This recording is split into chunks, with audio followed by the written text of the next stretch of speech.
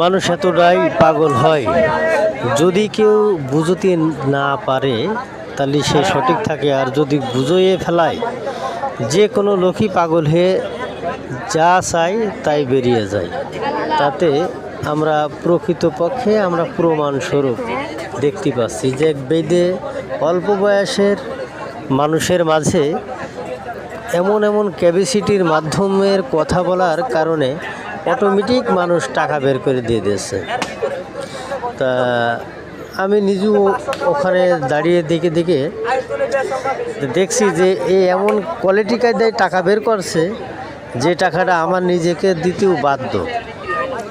তাই বেশি সময় না দাঁড়িয়ে আমি শর্ট টাইমের মাধ্যমেই চলে এলাম ওখান থেকে। ওখানে দেখছেন টাকার গল্প, সাপের গল্প, কোন গাছে সাপ ধরছে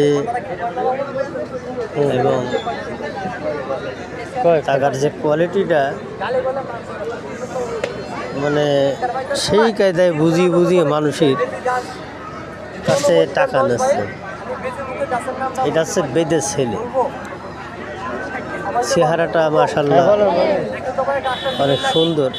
দেখে তো ফার্স্ট টাইম মনে হইল না যে সে বেদে, নিজেই পরিচয় দিল, ভাই আমি বেদে, আমি কি এখন খেলা দেখাতে পারি?